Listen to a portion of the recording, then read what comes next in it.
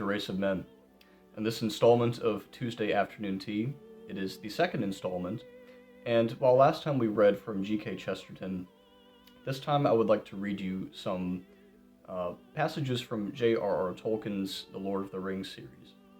Now, I won't just be reading these to you because I like J.R.R. Tolkien, but because he seems to convey very well is what I think the true intent and meaning of the home and the hearth should be. So the home being the place where the family has established residence, almost like the walled garden, the gated area, protecting the inhabitants from the outside world. And then the hearth being the fireplace, the livelihood, the center of this home that brings forth life to the family. So, to give you some context here, I'm going to read a passage to you from The Fellowship of the Ring, which is the first of Tolkien's Lord of the Rings books. And some background here is that Frodo, who is the main character if you're not familiar with the story, and his hobbit companions, and Strider, who is guiding them, have just escaped the clutches of the Black Riders, who were pursuing them because Frodo is in possession of the One Ring. And the hobbits and Frodo, they make it over into the territory of the elves, who are aligned with the light and the good, and they are able to escape the Black Riders. Now, the place that they escape into is a place called Rivendell, or the House of Elrond. And this is just a brief description of the House of Elrond, but not a physical sense, but in the sense of the spirit that it invokes and the guests that are at the House of Elrond. So I would like to read this to you real quick. Frodo was now safe in the last homely house east of the sea. That house was, as Bilbo had long reported, a perfect house, whether you liked food, or sleep, or storytelling, or singing, or just sitting and thinking best, or a pleasant mixture of them all. Merely to be there was a cure for weariness, fear, and sadness. Now, to me, this seems to be the essence of what Tolkien is driving home is the proper home. Now, the story is long from over. Frodo and his companions, the Fellowship, have yet to make their most daring and moments, and have yet to face their most tragic events. But the House of Elrond is a place where Frodo and his companions can come and stay and rest and do as they please, as long as it, of course, is something good. But while you're in this place, you are motivated to do nothing but good things that are restful, and in this place that offers respite from evil. I like how he puts that merely to be there was a cure for weariness, fear, and sadness. I think this is how every home should be structured. This is how, of course, we are imperfect people, and families often will have their moments of strife, but I think a home, to make a home, is less about adding decor and the furniture that you like and matching colors, and making a home is more about fostering your character and the character of your children, and the character of those who are in your family, and your own character, to make a place of rest and respite. Now, I'm going to connect this poem, or not this poem, this passage, into a poem of mine that I wrote a couple months ago. It's about the hearth, but it is about a hearth that has been perverted or disturbed. And what does that look like? So, one can imagine a hearth, a roaring, blazing fire in the fireplace, where the children, the father, the mother, uncle and aunt, or the grandparents, cousins, whoever, have come over to enjoy each other's company in singing, songs, storytelling, and meal, and all these activities that would seem mundane to a lot of us, but really are the essence of homemaking. So what does a disturbed hearth look like? Now, I will let you know that this is a Christmas poem, but really there's a certain spirit of Christmas that should never go away. That is uh, the spirit of not festivity, because there are times when festivities come and go, but the time of joy and companionship of family, the rest associated with that. So I'll read this to you. It mentions Christmas things, but there's a deeper meaning outside of it that uh, it reaches further beyond Christmas. So if you're averse to celebrating Christmas outside of the season, please stick with me and see if you can glean what I'm trying to say from this poem. It's called The Hearth Disturbed. There is a house with a hearth so disturbed that even its flame twists and bends perturbed. The fine brickwork can finally be called no more, rather broken into powder like soot upon the floor. And of the soot cleaning, a choking and a sputtering would you be made, and your mother bid say, "Good gracious, is this mess from a cleaning or an air raid?" But still that fire would linger on within its shallow chasm. It casts dancing shadows upon walls, and upon shelves phantasms. The hearth bids them all to sit and join for tea.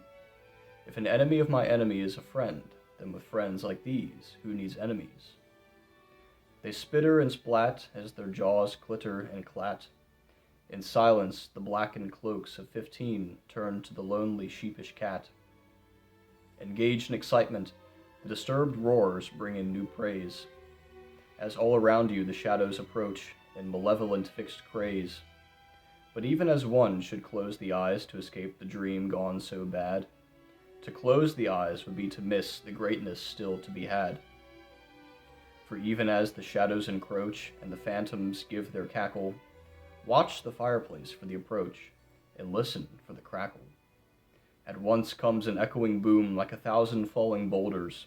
Down, down, down the chimney white snow clouds pours and the fire smolders.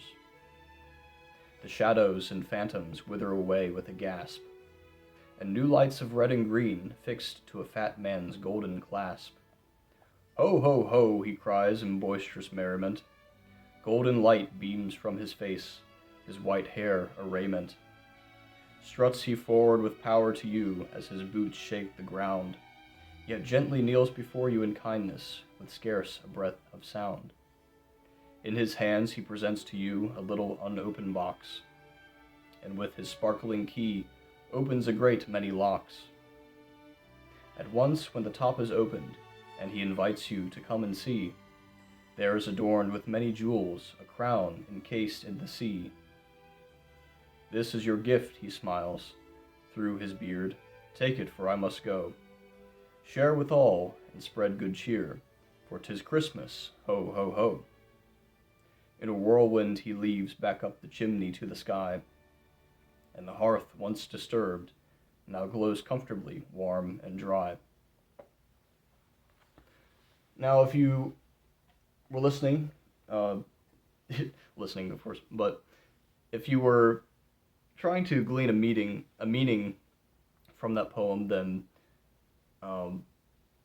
you might conjure up different visions in your mind as to what a disturbed hearth may be, and what even a gift from the proverbial Santa Claus might be coming to through that disturbed hearth. Now, to me, a disturbed hearth, I'll tell you, is something that goes against what a hearth constitutes.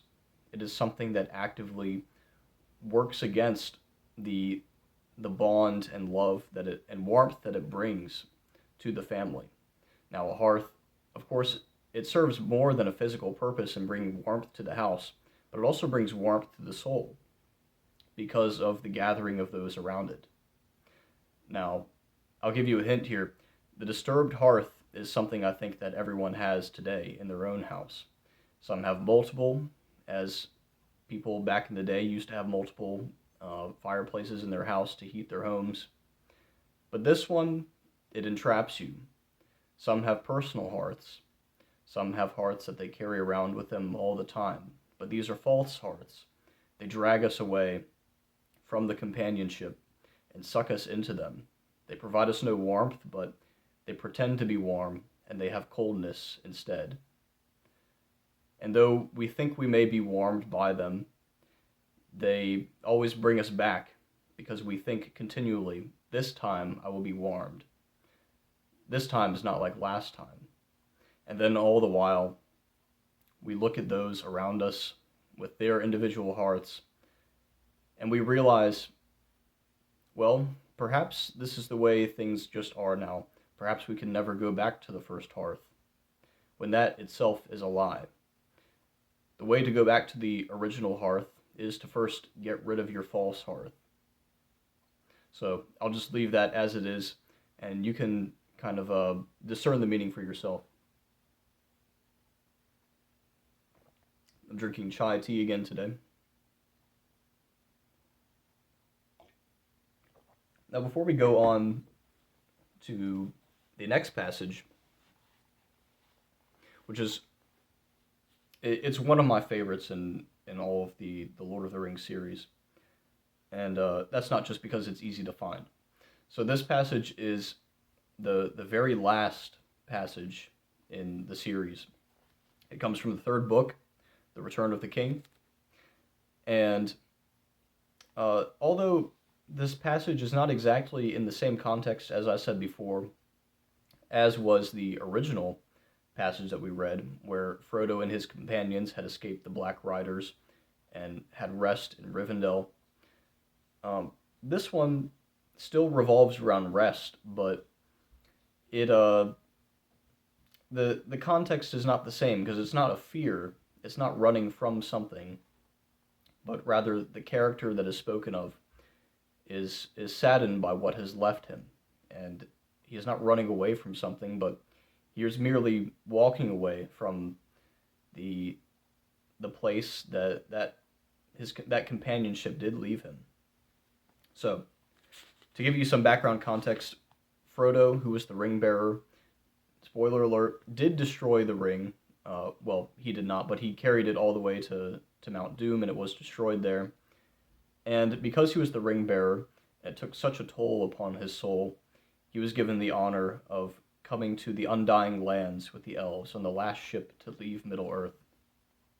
Now, Frodo had one companion for most of his journey, Samwise Gamgee, who was his gardener, and some have even said the hero of the story for how much he ended up being a great help and guide to Frodo in his journey. But this is the moment when Frodo has departed on the last ship, and Sam is left there on the shore. They have already parted ways in a very somber kind of way, but and the somberness continues, but this just documents briefly the rest of Sam's thoughts and his journey back home. So, picking up right where Frodo is sailing away. But to Sam the evening deepened to darkness as he stood at the haven, and he looked at the grey sea, and saw only a shadow on the waters that was soon lost in the west. There still he stood far into the night, hearing only the sigh and the murmur of the waves on the shores of Middle-earth. And the sound of them sank deep into his heart. Beside him stood Merry and Pippin, and they were silent. At last the three companions turned away, and never again looking back they rode slowly homewards, and they spoke no word to one another, until they came back to the Shire. But each had a great comfort in his friends on the long grey road. At last they rode over the downs and took the east road, and then Merry and Pippin rode on to Buckland, and already they were singing again as they went. But Sam turned to Bywater, and so came back up the hill, as day was ending once more, and he went on, and there was yellow light and fire within, and the evening meal was ready, and he was expected. And Rose drew him in, and set him in his chair, and put little Eleanor upon his lap, and he drew a deep breath. "Well, I'm back," he said. Now, that is just one of the most poignant moments that you could possibly derive from this whole series. This series is filled with emotion of various sorts, but that to me is the essence of what the home should be.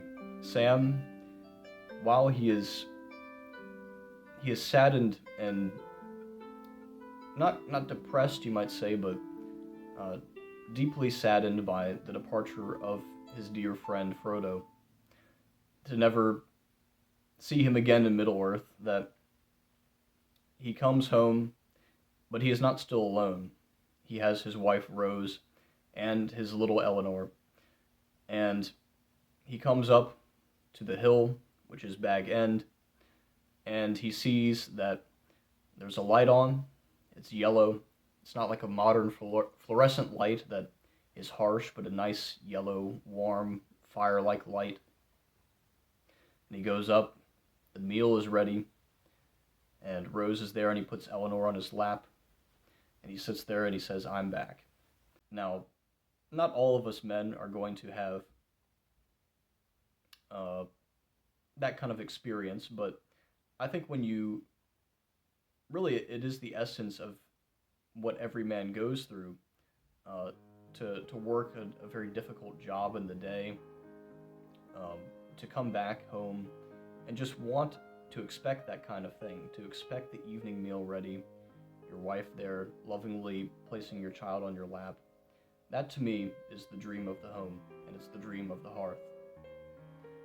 It's the dream of, really, it's companionship and fellowship to the utmost extent. It's love.